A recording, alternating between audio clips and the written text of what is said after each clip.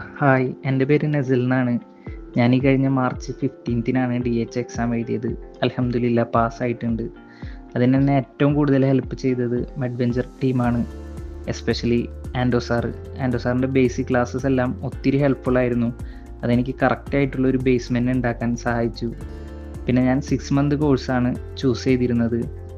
പിന്നെ through out ഈ ജേണിയിൽ ജെൻസി മാം, അമൽ sir അവർ ഒരുപാട് ഹെൽപ്പ് ചെയ്തിരുന്നു. എന്ത് ഡൗട്ട് ചോദിച്ചാലും ക്ലിയർ ചെയ്ത് തന്നിരുന്നു. പിന്നെ അമൽ സാറിൻ്റെ MC ക്ലാസ്, ഒരു ആവറേജ് സ്റ്റുഡൻ്റ് ആയിരുന്ന എനിക്ക് MC ക്ലാസ്സസ് വളരെയധികം ഹെൽപ്ഫുള്ളായിരുന്നു. പിന്നെ അതിൽ നിന്ന് വന്നിരുന്ന ക്വസ്റ്റ്യനുകളെല്ലാം സാറിൻ്റെ ക്ലാസ് കണ്ടതുകൊണ്ട് എനിക്ക് അറ്റൻഡ് ചെയ്യാനും പ്രാക്ടീസ് ചെയ്യാനും ഒത്തിരി സഹായിച്ചു.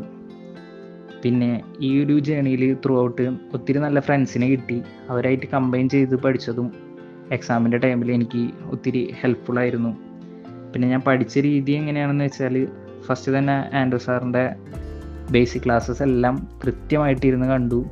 പിന്നെ റിവൈസ് ചെയ്ത് പഠിച്ചു. പിന്നെ അമൽ സാറിൻ്റെ MC ക്ലാസ്സസ് എല്ലാം കണ്ടു, അതും റിവൈസ് ചെയ്തിരുന്ന് പഠിച്ചു. മീൻവൈൽ മോക്ക് ടെസ്റ്റുകളെല്ലാം കൃത്യമായിട്ട് ചെയ്തു നോക്കിയിരുന്നു.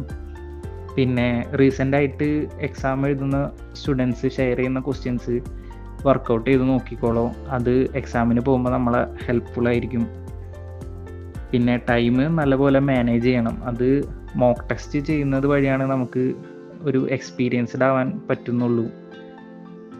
അങ്ങനെ ചെയ്താലേ നമുക്ക് ആ ടൈം കറക്റ്റായിട്ട് യൂട്ടിലൈസ് ചെയ്യാനായിട്ട് സാധിക്കുള്ളൂ. പിന്നെ ഇനി എക്സാം എഴുതാൻ പോകുന്ന എല്ലാവർക്കും ഓൾ ദ ബെസ്റ്റ്.